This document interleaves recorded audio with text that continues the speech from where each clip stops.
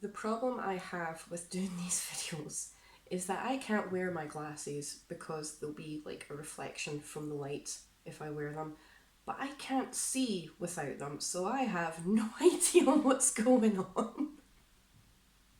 Help.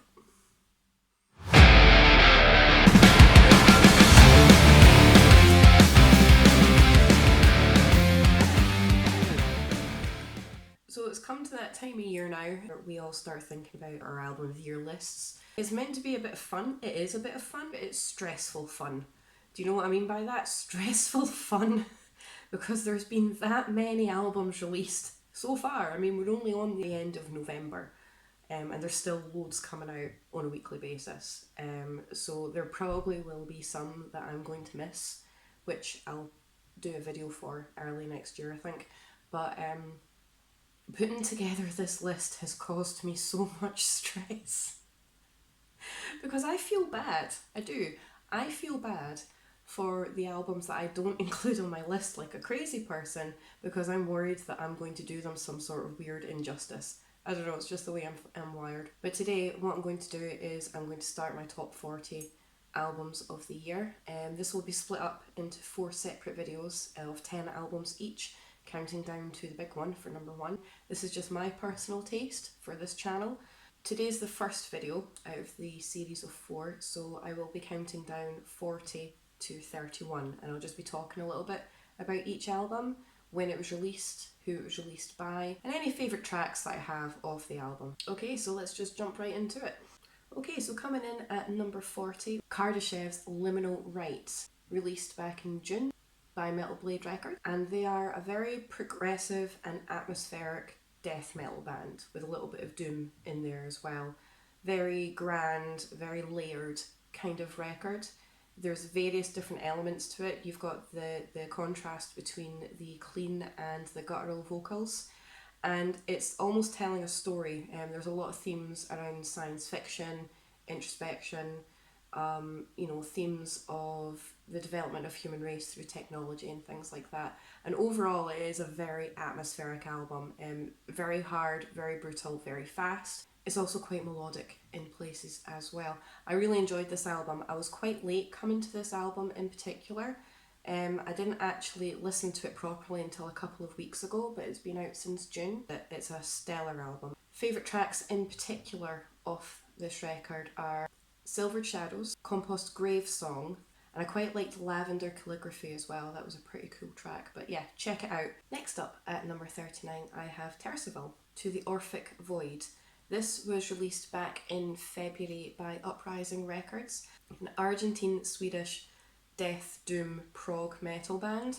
Very atmospheric again, heavily influenced by themes of paganism and heathenry.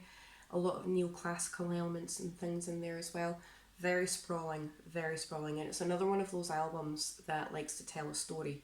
It's only 6 tracks long, but each track is massive, and again, very layered, a lot of different elements in it. It does keep you hooked, so if you are into kind of like your neoclassical death doom prog metal, these guys are definitely one to check out. Favourite tracks in particular on this album are She and The Ferryman. There's only 6 tracks on the album, but these tracks in particular really stood out for me. I think they're just slightly more layered than the other 4 tracks that are on the album, so it doesn't sound too samey, but definitely check these guys out. Now, I'm probably going to butcher the pronunciation of this band's name, so I apologise in advance. In general, I struggle with speaking the English language, which is my native language anyway, but I really have a hard time pronouncing things properly sometimes. But at number 38, I've got the Devils of Loudun. Loudun? I want to say Loudun just because of the way it's been spelled, but hopefully somebody can correct that for me because, like I said, I'm terrible for pronouncing things properly. This was also released in February by the Artisan era, and it's a very Scandinavian melodic death metal meets American death metal with a teeny tiny bit of power metal in the middle there. Then you've got these guys.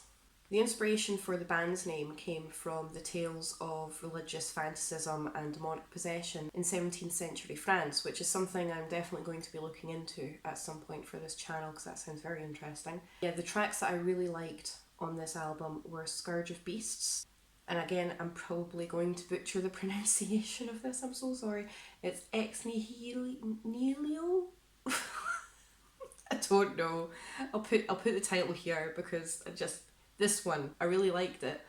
And Arcana Imperi. So yeah, if you like your Scandinavian melodic death metal, American death metal with themes of demonic possession, give it a shot and let me know what you think. Right, so next up at number 37, I have Mortal Hatred Odyssey. This was released in April, and I believe it was self-released. I'm pretty sure it was self-released. This is mainly death metal with a little bit of mellow death in there, and I absolutely loved it. I mean, just look at this album artwork. Favourite tracks off this record are the title track, Mortal Hatred.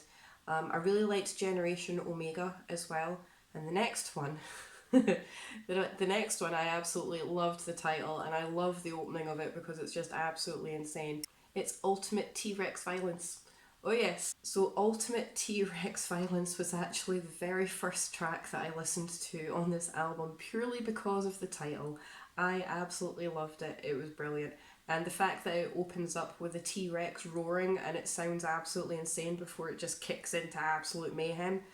Check it out. So coming in at number 36, I have Darkened, The Black Winter.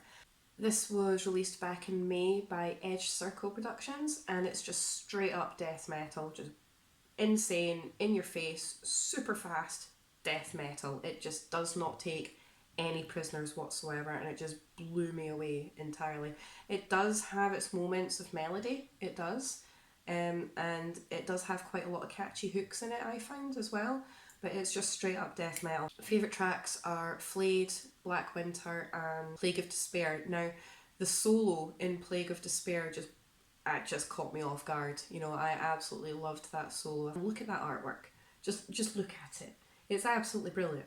I love it. If you like your straight up death metal, check these guys out. Okay, so next up at number 35 is a band that I've been listening to for absolutely years, since I was in high school, and that is Korn. This was released in February by Loma Vista Recordings, and it goes without saying it's Korn. You know, they're kind of in a genre of their own. You know, I don't think it's one of those bands, a bit like Slipknot, where you can't really pigeonhole them to like one particular kind of genre. I mean, you can say groove metal, you can say nu metal, you can say rap metal, I suppose, from the early days. And I was really happy to hear that there was a lot of old school elements, like old school Korn elements in this album compared to previous albums. And this one, I believe, would have been quite cathartic, especially for Jonathan Davis. You know, it's all about healing and stuff. And it is great to hear, considering all the trauma that he's been through previously. This album in particular did strike a chord with me on a personal level. There are quite a few tracks on here that I did really like. Let the Dark Do the Rest, Start the Healing, and Worst It's On Its Way. The first time I heard the single Worst Is On Its Way, and I heard Davies doing his beatboxing thing towards the end, it just took me back to when I saw Korn live for the first time, and it just took me back to when I first heard them back in high school and things like that. So it's a very nostalgic band for me, so I had to have them in the list somewhere, right? I had to. Really enjoyed this album. It is an album that I do go back to quite often, at least a couple of tracks on the album anyway.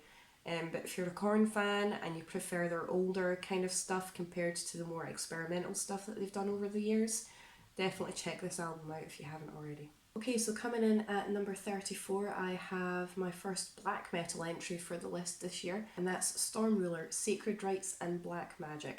Now, I'm quite fussy when it comes to black metal, however, there are quite a fair few standout records for black metal recently, and this is one of them, and I just fell in love with it. It's very, again, I keep using the word atmospheric because it is.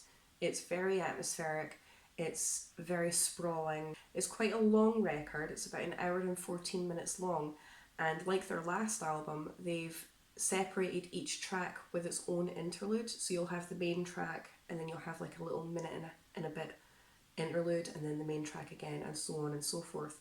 So This record does need a little bit of time to sit down and listen to because it is quite long. It is very long, but it's worth it. It is really worth it.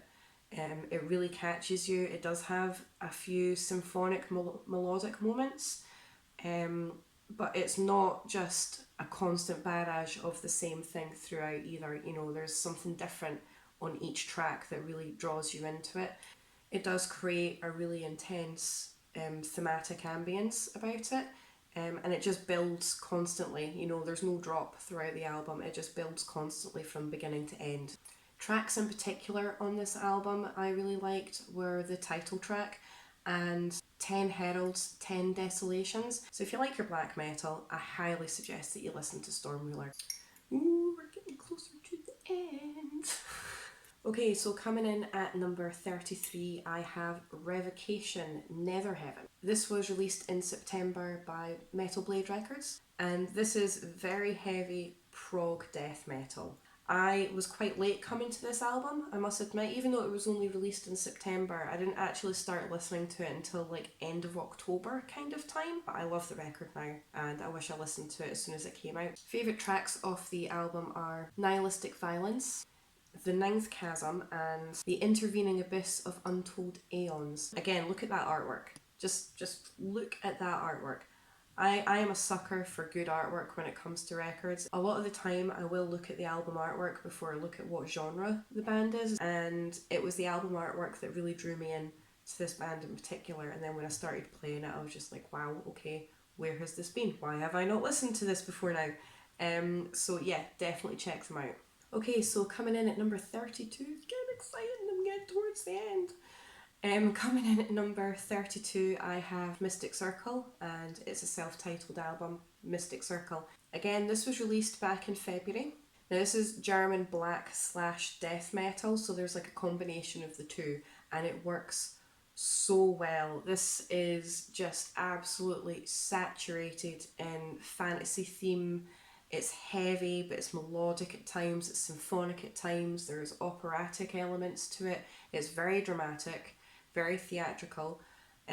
For anyone who has followed me long enough, they will know that I like my music very dramatic and very theatrical, and this is no exception whatsoever. Favourite tracks off this album are Belial Is My Name and Seven-Headed Dragon. Seven-Headed Dragon in particular was the first track I heard off this album, and it just blew me away. It is so theatrical, it is so loud, it's so fast, and it's just stunning. The whole album is just stunning from beginning to end. So if you like your death black metal dripping in fantasy themes, you know, you've got dragons and things like that, it's fast, it's hard, and it's amazing. Check it out. Okay, so the last entry for this video in particular, drum roll please, is Burned in Effigy, Rex Mortem. Now, this is a self-released album that was released way back in January. I think this was one of the very first album reviews that I did for This Day in Metal back at the beginning of the year. There might have been one just before it, but it was definitely in the first two of the year at least. This is proper neoclassical melodic death metal, and again, anyone who has followed me long enough online knows that if you've got neoclassical and melodic death metal in the same sentence, I'm going to be all over it, and this was absolutely no exception whatsoever. This album is absolutely stunning, and it is so underrated. It needs more love, so definitely go and check it out. Favourite tracks off this album are Doomsayer, Hades and Atlas. Hades in particular, I think that's probably my most favourite off this record actually, because it's the one that I keep going back to. The opening for this track just storms right out the gate, and it just takes you by the jugular and runs with you. So if you like your neoclassical melodic death metal like me, definitely check it out and let me know what you think. Okay, so that's it for this video. The next one will be counting down the albums 30 to 21. There have been so many good albums that have been released this year. There's probably a lot that I've missed, and there's probably going to be more that I miss over the next couple of weeks in the run up to the end of the year. Anything that I do come across after I've done my top 40 of the year that I really like, I will put into a separate video early next year. But yeah, this is the countdown, my top 40 albums of the year. If you can like and subscribe and share my channel about, it's very much appreciated. And if you follow me on all of my social media, which will be linked in the description below, let me know in the comments below what you think of any of the albums that I've listed in this video today, and I'll be back soon with the next 10.